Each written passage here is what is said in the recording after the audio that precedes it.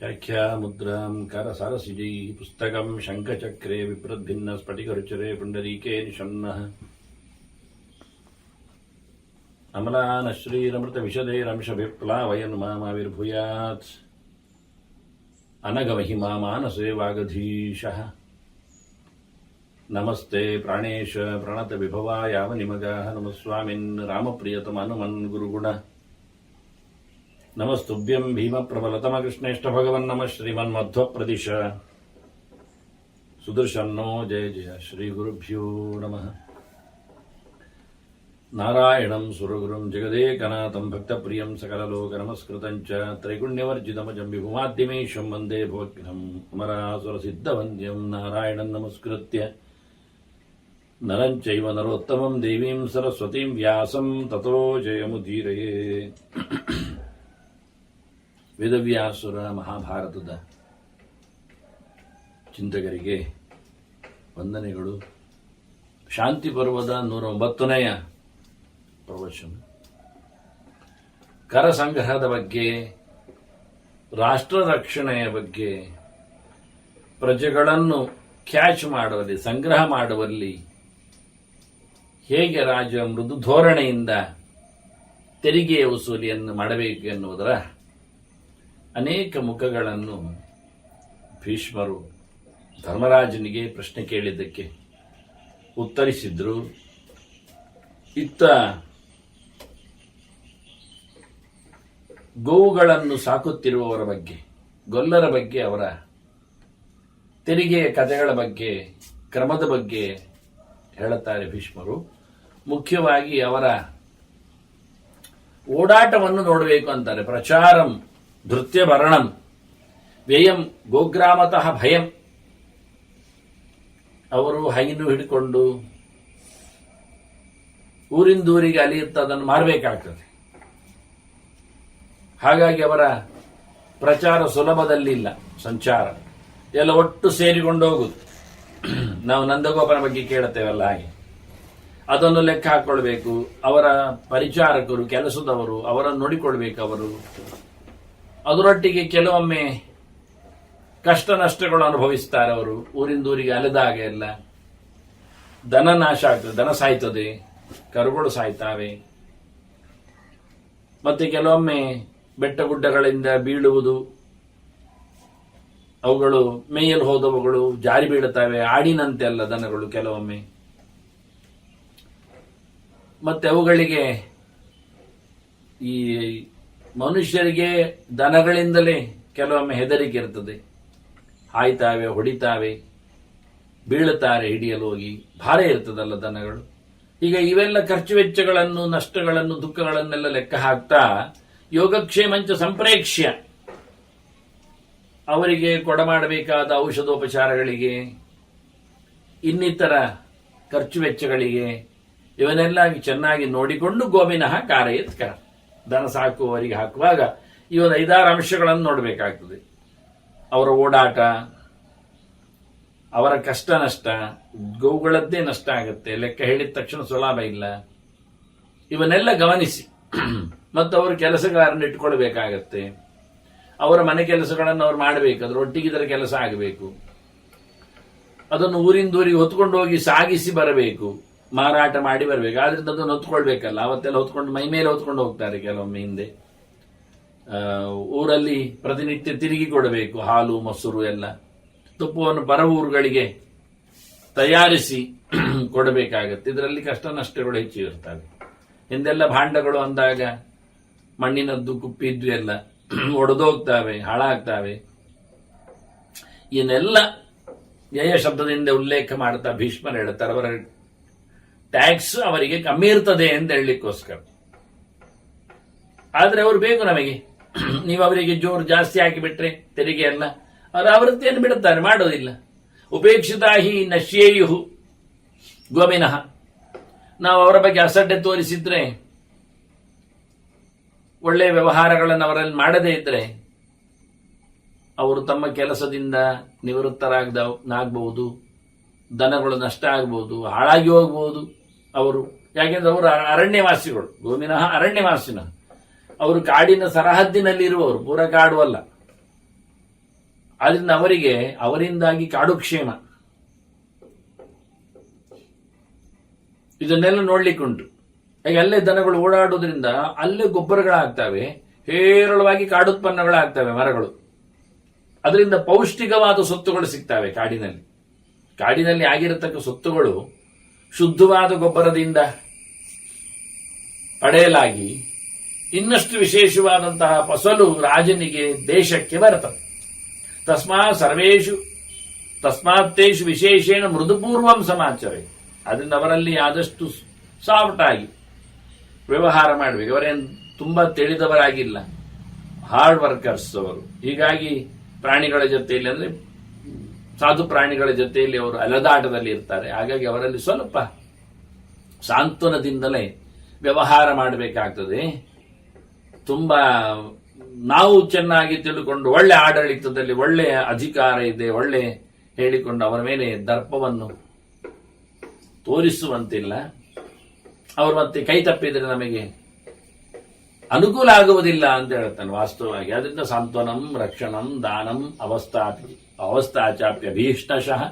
ಒಳ್ಳೆ ವ್ಯವಸ್ಥೆ ಮಾಡಬೇಕು, ಅವರಿಗೆ ಬೇಕಾದ ವ್ಯವಸ್ಥೆಗಳನ್ನು ಕೊಡಬೇಕು, ಕಲ್ಪಿಸಬೇಕು, ಏನು ಬೇಕು ಅವರಿಗೆ ಅಂತ ಹೇಳಿಕೊಂಡು ಅದಕ್ಕೆ ಬೇಕಾಗಿರೋ ಸ್ವತ್ತುಗಳು, ವ್ಯವಸ್ಥೆಗಳು, ಆರೋಗ್ಯದ ವ್ಯವಸ್ಥೆಗಳು, ವೈದ್ಯರು, ಇವನ್ನೆಲ್ಲ ರಕ್ಷಣೆ ಸಮಾಧಾನ ಪಡಿಸುವಂತ ಕತೆ. ಗೋವಿನಾಂ ಪಾರ್ಥ ಕರ್ತವ್ಯ ಸಂವಿಭಾಗ ಪ್ರಿಯಾಣಿಷ. ಅವರಿಗೆ ಒಳ್ಳೆಯದನ್ನು ಮಾಡು, ಅವರಿಗೆ ಬೇಕಾದಂತಹ ದೇಶದಲ್ಲಿ ಹಂಚಬೇಕಾದನ್ನು ಅವರನ್ನು ಇಟ್ಟುಕೊಳ್ಳಬೇಕು.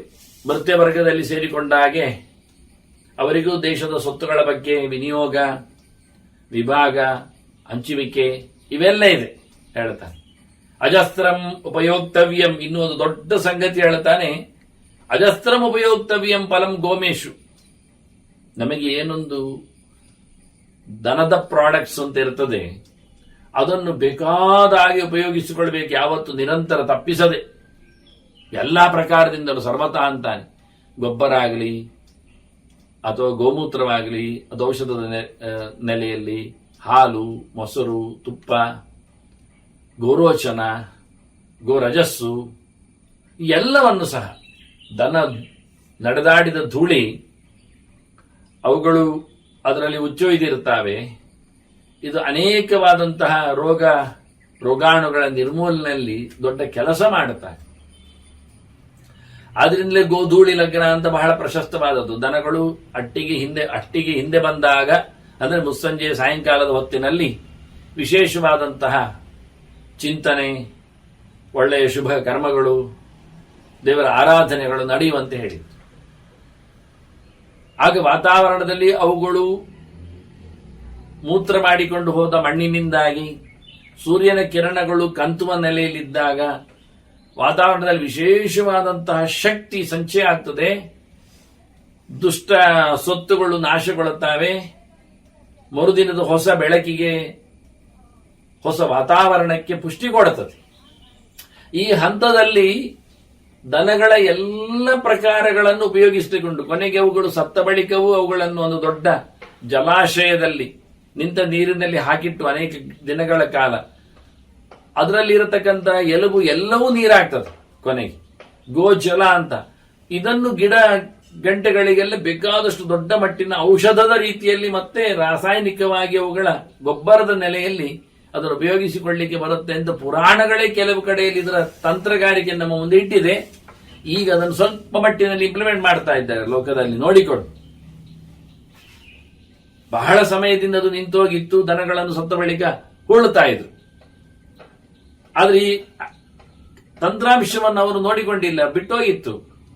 ಅಂದ್ರೆ ಆ ಆಡಳಿತ ನಮಗೆ ಬೇರೆಯವರದ್ದು ಬರ್ಲಿಕ್ಕೆ ಹೋಗಿ ದನ ಮತ್ತು ಜನ ಅದು ಎರಡಕ್ಕೆ ಸಂಪರ್ಕವೇ ತಪ್ಪಿಯೋಯ್ತು ಒಂದು ಸಮಯದಲ್ಲಿ. ಮತ್ತು ಅದನ್ನು ಯಾವುದೋ ಒಂದು ಕ್ರಾಸ್ ಮಾಡ್ಲಿಕ್ಕೆ ಹೋಗಿ ಏನೊಂದು ರೀತಿಯಿಂದ ನಮ್ಮನ್ನು ಮಂದಿಯನ್ನು ಸಹ ಹಂದಿಯಂತೆ ಸಾಕಲಿಕ್ಕೆ ಶುರು ಮಾಡಿದ್ರು ಅವರು. ಇರ್ಲಿ, ಹೀಗಾಗಿ ಇವತ್ತು ಮತ್ತೆ ಪುನಃ ಅದರ ಕ್ರಾಂತಿ ಆಗ್ತಾ ಇದೆ. ಇದನ್ನು ಭೀಷ್ಮ ಆವತ್ತೇ ಬಹಳ ಚೆನ್ನಾಗಿ ಹೇಳಿದ. ದೇಶಕ್ಕೆ ದೊಡ್ಡದಾದ ಸೊತ್ತು ಎನ್ನುವ ನೆಲೆಯಲ್ಲಿ ಅಜಸ್ತ್ರಂ ಉಪಯೋಕ್ತವ್ಯಂ, ಬೇಕಾಬಿಟ್ಟಿಯಾಗಿ ದನಗಳ ಪ್ರಾಡಕ್ಟ್ಸ್ ಗಳನ್ನು ಉಪಯೋಗಿಸಿಕೊಳ್ಳುವಂತೆ ಲೋಕದಲ್ಲಿ ಮಾಡಬೇಕು ನೀವು. ಮುಖ್ಯವಾಗಿ ಜನರು ಅದಕ್ಕೆ ಸೇರ್ಬೇಕು. ಅವರು ಅದಕ್ಕೆ ಒಂದು ರೀತಿಯಿಂದ ಅಡಿಕ್ಟ್ ಆದ ಹಾಗೆ.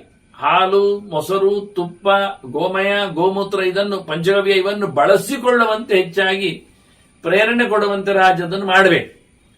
ಈ ಗೊಲ್ಲರು ಇದ್ರೆ, ದನಗಳ ಸಾಕಣೆ ಇದ್ರೆ ಇಡೀ ದೇಶ ಕ್ಷೇಮ. ಪ್ರಭಾವಯಂತಿ ರಾಷ್ಟ್ರಂಚ ವ್ಯವಹಾರ ಕೃಷಿಂತತ. ಕೃಷಿ ಜಾಸ್ತಿ ಆಗ್ತದ, ಗೊಬ್ಬರ ತನ್ನಷ್ಟಕ್ಕೆ ಸಾವಯವಾಗಿ ಸಿಗ್ತದ.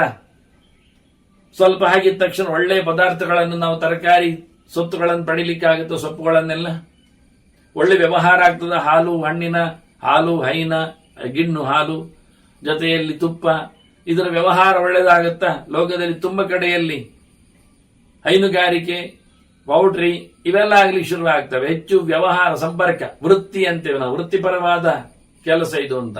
ತುಂಬಾ ಜನರಿಗೆ ಪೋಷಕಾಂಶ ಸಿಗ್ತದೆ. ಸುಮಾರಾಗಿ ಒಂದು ಪ್ರತಿನಿತ್ಯದ ಊಟದಲ್ಲಿ ವಿನಾಗೋರ ಸಂಕೋರಸ ಹೇಳ್ತಾನೆ, ತುಪ್ಪ ಇಲ್ಲದೆ, ಹಾಲಿಲ್ಲದೆ, ಮೊಸರಿಲ್ಲದೆ ಊಟ ಎನ್ನುವುದೇನು ಅಂತ. ಇವತ್ತೊಂದು ಎಲ್ಲರಿಗೂ ಬೆಳಿಗ್ಗೆ ಆಗುವುದು ಹಾಲಿನ ಜೊತೆಯಲ್ಲಿ. ಹಾಲು ಗೊತ್ತಿಲ್ಲದಿದ್ದರೂ ಕಾಫಿ ಗೊತ್ತಿ ಇರ್ತದೆ, ಕಾಫಿಯ ಜೊತೆಯಲ್ಲಿ ಹಾಲು ಇರ್ತದೆ ಎನ್ನುವುದು ಯೋಚನೆ ಮಾಡ್ಲಿಕ್ಕಾಗುತ್ತೆ. ಅಷ್ಟು ಅಂಶದಲ್ಲಿ ಪೌಷ್ಟಿಕವಾದ ಸೊತ್ತು ಹೋದರೂ ಒಳಗಿಂದ ಬೆಳಿಗ್ಗೆನೆ ಪೂರ್ಣವಾದ ದೇಹದಲ್ಲಿ ಒಂದು ರೀತಿಯ ಶಕ್ತಿ ಸಂಚಾರ ಆಗುತ್ತೆ. ನಾವು ತಿಳ್ಕೊಂಡದ್ದು ಕಾಫಿ ಕುಡಿದ್ರಿಂದ ಆದದ್ದು. ಕಾಫಿ ಕುಡಿದ್ರಿಂದ ನಮ್ಮಲ್ಲಿ ಇರತಕ್ಕಂತಹ ಕೆಟ್ಟ ವಿಷಯಗಳು ಉದ್ಬೋಧಗೊಂಡದ್ದಷ್ಟೇ. ಅದರಲ್ಲಿ ಹಾಲು ಸೇರಿಕೊಂಡದ್ದಕ್ಕೆ ಒಳ್ಳೆಯದಾದದ್ದು ಯಾರಿಗೂ ಗೊತ್ತಿಲ್ಲ. ಮಕ್ಕಳಿಗೆ ಇಂಜೆಕ್ಷನ್ ಕೊಡುವಾಗ ಕಲ್ಸಕ್ಕರೆ ಕೊಡ್ತಾರೆ ಅಥವಾ ಚಾಕ್ಲೇಟ್ ಕೊಡುತ್ತಾರೆ. ಚಾಕ್ಲೇಟಿನಿಂದ ಅವುಗಳಿಗೇನು ಪರಿಹಾರ ಆದದ್ದಲ್ಲ, ಇಂಜೆಕ್ಷನ್ ಇಂದ ಆಯ್ತು. ಆದ್ರೆ ಇಂಜೆಕ್ಷನ್ ಪಡಿಲಿಕ್ಕೋಸ್ಕರ ಕಪೋಣಿ ಗುಡಾಯಿತ ಹೇಳಿದ ಹಾಗೆ ಬೆಲ್ಲ ನಕ್ಕಿಸಿ ಕಷಾಯ ಕುಡಿಸುವಂತೆ ನಿಜವಾಗಿ ಈ ದೇಶದಲ್ಲಿ ಬಹಳಷ್ಟು ವಿಶೇಷವಾಗಿ ಕೃಷಿಯಾಗಲಿ, ವ್ಯವಹಾರ ಆಗಲಿ, ದೇಶವಾಗಲಿ ಬೆಳೆದದ್ದು, ದೇಶದ ಸ್ವತ್ತು, ದುಡ್ಡು, ಗೋಧನ, ಇದನ್ನು ಗುರುತಿಸಲಿಕ್ಕೋಸ್ಕರ ಪ್ರಭಾವ ದೇಶವನ್ನೇ ಬೆಳೆಸ್ತಾವೆ. ಬೆಳೆಸಲು ಕಾರಣವಾದಂತಹ ಗೋರಕ್ಷಣೆ ಇದು ಗೊಲ್ಲರಿಂದ, ಗೋಪಿಗಳಿಂದ. ಆದ್ರಿಂದ ಗೋವಿನಾಂ ಪಾರ್ಥ ಕರ್ತವ್ಯ ಸಂವಿಭಾಗ ಅಂದದ್ದು. ಆದ್ರಿಂದ ಅವರಿಗೆ ಬಹಳ ಒಳ್ಳೆ ರೀತಿಯಿಂದ ತಸ್ಮಾತ್ ಗೋಮಿಷು ಯತ್ನೇನ ಪ್ರೀತಿಂ ಕುರಿಯಾತ್, ಅವರಲ್ಲಿ ಒಳ್ಳೆ ರೀತಿಯ ಒಡನಾಟ, ಪ್ರೀತಿ, ವಿಶ್ವಾಸ ಅದನ್ನು ವಿಚಕ್ಷಣ ಮಾಡಬೇಕು, ತಿಳಿದ ರಾಜ ಮಾಡಬೇಕು. ದಯಾವಾನ್ ಅಪ್ರಮತ್ತಶ್ಚ ಕರಾನ್ ಸಂಪ್ರಣಯನ್ ಮೃದೂನ್, ಕಮ್ಮಿ ಮಟ್ಟದ ಟ್ಯಾಕ್ಸ್ ಆಗ್ತಾ ನಿಧಾನಕ್ಕೆ ಅವರನ್ನು ವಿಶ್ವಾಸದಲ್ಲಿ ಪಡೆಯುತ್ತಾ ಅವರ ಮೇಲೆ ತುಂಬಾ ದಯೆ. ಯಾಕೆಂದ್ರೆ ಅವರು ಪ್ರಾಣಿಗಳ ಜೊತೆಯಲ್ಲಿ ಬದುಕಬೇಕು, ಅವುಗಳನ್ನು ಸಾಕಬೇಕು, ಅವುಗಳ ಜೊತೆಯಲ್ಲಿ ಬೆಳಿಗ್ಗೆ ರಾತ್ರಿ ಮಾಡಲಿಕ್ಕುಂಟು. ಅವುಗಳಿಗೆ ಕಷ್ಟ ಆಗದಂತೆ ಎಷ್ಟು ಪ್ರೀತಿಯಿಂದ ಇರ್ತಾರೆ ಅವರು. ಅದು ಕಾಡು ಪ್ರಾಣಿಗಳ ಆಕ್ರಮಣದಿಂದಾಗಿ ಎಲ್ಲ ಕಳ್ಕೊಂಡಾಗಿ ಬಬ್ಬೆ ಹೊಡಿತಾರೆ ಅವರು. ಆದ್ರಿಂದ ರಾಜ ಒಂದು ಚೂರು ಬೇಸರಿಸದೆ, ತಪ್ಪು ಮಾಡದೆ ಅವರ ಮೇಲೆ ಎಚ್ಚರದಿಂದ ಅವರಿಗೆ ಅನುಕೂಲವನ್ನು ಮಾಡಿಕೊಡಬೇಕು. ಇದರಿಂದ ಆತ ಸರ್ವತ್ರ ಕ್ಷೇಮಚರಣಂ ಸುಲಭನ್ನಾಮಕೋ ವಿಶ್ವ, ಎಲ್ಲಾ ಪ್ರಕಾರದಿಂದಲೂ ದನವನ್ನು ಸಾಕುವವರಿಗೆ ತುಂಬಾ ಸುಲಭವಾಗಿ ನಾವು ಒಳ್ಳೇದು ಮಾಡಲಿಕ್ಕಾಗ್ತದೆ. ಅವರದ್ದೇನು ಹೆಚ್ಚು ಬೇಡಿಕೆಗಳು ಇಲ್ಲ. ಅವರದ್ದು ಹಳ್ಳಿಯ ಜೀವನ, ಹಳ್ಳಿಯ ಪಾಡು, ಅಲ್ಲೇ ಇರ್ತಾರೆ ಅವರು, ಪೇಟೆಗೆ ಬರುವುದೂ ಇಲ್ಲ ದನಗಳ ಜೊತೆಯಲ್ಲಿ. ಹಾಗಾಗಿ ನಹ್ಯತಃ ಸದೃಶಂ ಕಿಂಚಿತ್ ಧನಮಸ್ತಿ ಯುಧಿಷ್ಠಿರ, ಗೋಧನಕ್ಕಿಂತ ದೊಡ್ಡ ಸಂಪತ್ತಿಲ್ಲ ಲೋಕಕ್ಕೆ. ಅದರಿಂದ ಮುಕ್ಕಾಲಂಶದ ಊಟದ ಉಪಚಾರಗಳ ವ್ಯವಸ್ಥೆಗಳೆಲ್ಲ ಆಗಿ ಹೋಗ್ತದೆ.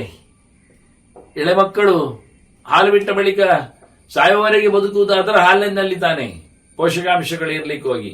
ಹೀಗಾಗಿ ಬಹಳ ಅದ್ದೂರಿಯಾಗಿ ದೇಶದ ದೊಡ್ಡತನ ಮೆರೆಯುವುದು.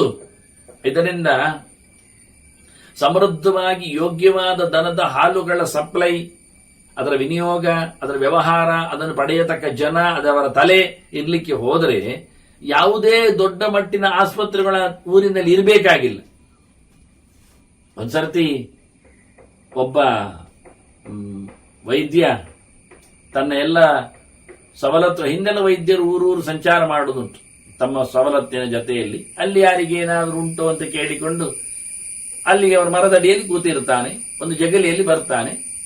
ವೈದ್ಯರು ಬಂದಿದ್ದಾರೆ ಅಂತ ತಕ್ಷಣ ಎಲ್ಲರೂ ಬರ್ತಾರೆ ಚೆಕಪ್ಪಿಗೆ ಎಲ್ಲ. ಅವರು ಕೆಲವೆಲ್ಲ ನಾಟಿ ವೈದ್ಯಗಳನ್ನೆಲ್ಲ ಕೊಡ್ತಾರೆ, ಹೇಳುತ್ತಾರೆ, ಮಾಡ್ಲಿಕ್ಕೆ ಬಿಡುತ್ತಾರೆ. ಅವರು ತಂದಿರ್ತಾರೆ, ಕೆಲವೆಲ್ಲ ಅವರಲ್ಲಿ ಇರುತ್ತೆ.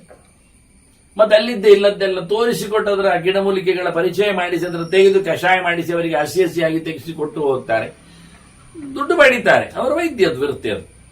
ಹಾಗೆ ಒಂದ್ಸತಿ ಊರಿಗೆ ಒಬ್ಬ ವೈದ್ಯ ಬಂದು ಕುಳಿತಾಗ ಯಾರು ಬರಲಿಲ್ಲ ಅವನಿಗೆ. ಒಂದು ದಿನ ಆದ್ರೂ 2 ದಿನ ವೈದ್ಯರದ್ದು ಪ್ರಚಾರ ಆಗಿದೆ, ಯಾರು 1-2 ದಿನ 3 ದಿನ ಆದ್ರೂ ಬರಲಿಲ್ಲ. ಯಾವ ಒಬ್ಬ ಪೇಷಂಟ್ ಬಾರದ್ದು ನೋಡಿ ಅವನಿಗೆ ಸಮಸ್ಯೆ ಆಯ್ತು, ಸಂಶಯ ಆಯ್ತು. ಕೇಳಿಬಿಟ್ಟ ಅಲ್ಲಿ ಜನರನ್ನು, ಇಲ್ಲಿ ಅವ್ರು ಏನ್ ಮಾಡ್ತಾರೆ ಅಂತ. ಅವರೆಲ್ಲ ಹೇಳಿದ್ರು ಎಲ್ಲರ ಮನೆಯಲ್ಲಿಯೂ ಒಳ್ಳೆ ರೀತಿಯಾದ ದನ ಸಾಕಾಣಿಕೆ ಇದೆ, ಒಳ್ಳೆ ವೃತ್ತಿಯವರದ್ದು, ದನವನ್ನು ಅಂತ ಖಂಡಿತವಾಗಿ ಇಟ್ಟುಕೊಂಡಿದ್ದಾರೆ. ಅವರು ಚಂದವಾಗಿ ಅದರ ಹಾಲನ್ನು ಉಪಯೋಗಿಸ್ತಾರೆ ಮನೆಯವರ ಮಂದಿಯೆಲ್ಲ. ಮತ್ತೆ ಅದನ್ನು ಹೆಚ್ಚಿಗೆ ಇರುವುದನ್ನು ಮಜ್ಜಿಗೆ ಮಾಡ್ತಾರೆ, ತುಪ್ಪ ತೆಗಿತಾರೆ, ಅದರದ್ದು ಬೆಣ್ಣೆ ತೆಗೆದು. ಹೀಗಾಗಿ ಅದನ್ನು ಉಪಯೋಗಿಸಿಕೊಳ್ಳುತ್ತಾರೆ ತುಪ್ಪವನ್ನು ಊಟದಲ್ಲಿ. ಈ ಮಜ್ಜಿಗೆಯನ್ನು ಅವರು ಕುಡಿತಾರೆ ಅಂತ ಹೇಳಿಬಿಟ್ರು. ಎಲ್ಲರ ಕತೆ ಹೀಗೆ ಉಂಟು ಇಲ್ಲಿ. ಅದನ್ನು ಕೇಳಿದ ವೈದ್ಯ ಹೇಳಿದ, ಹಾಗಾದ್ರೆ ನನಗಿಲ್ಲಿ ಕೆಲಸ ಎಲ್ಲ ಮುಂದೆ ಹೋಗ್ತೇನೆ. ಯಾವ ಹಳ್ಳಿಯಲ್ಲಿ ಮಜ್ಜಿಗೆಯನ್ನು ಜನ ಕುಡಿತಾರೋ ಅಲ್ಲಿ ಯಾವ ಕಾಯಿಲೆ ಇಲ್ಲ ಅಂತ ಅವನೇ ಹೇಳಿಕೊಂಡೋದ. ಅದರಿಂದ ಒಂದು ಜನಜನಿತ ಮಾತು ಒಂದು ತಕ್ರಂ ಶಕ್ರಸ್ಯ ದುರ್ಲಭಂ ಅಂತ. ಮಜ್ಜಿಗೆ ಕಡೆದ ಹಳೆ ಅಂತೇವಲ್ಲ ನಾವು, ಹಳೆ ನೀರು ಅಂತಾರೆ, ನೀರಳೆ ಅಂತಾರೆ. ಕಡೆದ ನಂತರ ಬೆಣ್ಣೆ ತೆಗೆದ ಏನೊಂದು ಉಳಿದಿದೆ ಭಾಗ, ಅದನ್ನು ಚೆನ್ನಾಗಿ ಕುಡಿದ್ರೆ ಮನುಷ್ಯ ಬಹಳ ಒಳ್ಳೆ ಆರೋಗ್ಯದಲ್ಲಿ ಇರ್ತಾನೆ ಅಂತ ಕ್ರಮ. ಅದು ಇಂದ್ರನಿಗೂ ಸಿಗುವುದು ದುರ್ಲಭ ಅಂತ ಈ ಮಾತು. ತಕ್ರಂ ಶಕ್ರಸ್ಯ ದುರ್ಲಭಂ ಅಂತ ಜನಿಜನಿತ ಮಾತು, ಗಾದೆಯ ಕತೆ ಇದ್ದ ಹಾಗೆ ಸುಭಾಷಿತಕಾರನ ಮಾತದು. ಇನ್ನು ಮುಂದಿನದ್ದೆಲ್ಲ ಉಂಟು ಅದರೊಟ್ಟಿಗೆ ಸೇರಿ, ಆದ್ರೆ ಹೇಳುವ ರೀತಿಯವನು ಆ ರೀತಿಯಾಗಿ ಬಹಳ ಒಳ್ಳೆ ರೀತಿಯಿಂದ ದೇಶದ ಸುಭಿಕ್ಷೆಗೆ ಕಾರಣ.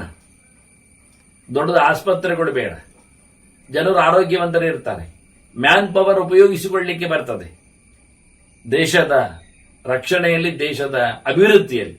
ಇಲ್ಲಾದ್ರೆ ಪ್ರತಿಯೊಂದು ಮನೆಯಲ್ಲಿಯೂ ಕಾಯಿಲೆ, ಅಡ್ಡದ್ದು ತಿಂತಾರೆ, ಅಡ್ಡ ಪರಿಣಾಮ ಆಗ್ತದೆ. ದನದ ಪ್ರಾಡಕ್ಟ್ ಇಲ್ಲ, ಸ್ವಚ್ಛ ದನದ ಊಟ ಇಲ್ಲ. ಹೀಗಾಗಿ ಅವರು ತಿನ್ನುವುದರಿಂದ ಕಾಯಿಲೆಯನ್ನು ಬರಮಾಡಿಸಿಕೊಳ್ತಾರೆ. ಅದಕ್ಕೆ ಬೇರೆ ಮದ್ದು ಕೊಡಬೇಕಾಗತ್ತೆ. ಅದನ್ನು ಮತ್ತೆ ಮಲಗಿ ಪಡಿತಾರೆ ಅವರು, ಒಂದೇ ದಿನದಲ್ಲಿ ತಗೊಂಡು ಹೋಗುವುದಿಲ್ಲ. ಒಂದು ವಾರ ರೆಸ್ಟ್ ಅಂತ ಬಿದ್ದುಕೊಳ್ತಾರೆ. ಅದರಿಂದ ಆಸ್ಪತ್ರೆಗಳು ಬೇಕಾ, ಅಲ್ಲಿ ಹೈಫೈ ವ್ಯವಸ್ಥೆ ಬೇಕಾ, ಅಲ್ಲಿ ನೋಡಿಕೊಳ್ಳಿಕ್ಕೆ ಜನ ಬೇಕಾ, ಅವರಿಗೊಂದಿಷ್ಟು ಪಗಾರ ದುಡ್ಡು ಆಗಬೇಕಾ, ಅದನ್ನಷ್ಟು ಬಹಳ ಇಕ್ವಿಪ್ಮೆಂಟ್ಸ್ ಹಾಕಿಕೊಳ್ಳು, ದೊಡ್ಡ ಆಸ್ಪತ್ರೆ ಇಲ್ಲಾದ್ರೆ ಅಲ್ಲಿ ಅಂತದ್ದು ಇಲ್ಲ ಹೇಳ್ತಾನವ. ಹೀಗೆ ಸಕಲ ಸಮೃದ್ಧಿ ಉಳ್ಳಂತ ಆಸ್ಪತ್ರೆಗಳು ಅರಮನೆಯಂತೆ ಬೆಳಗ್ತಾವೆ ಅವನಿಗೆ.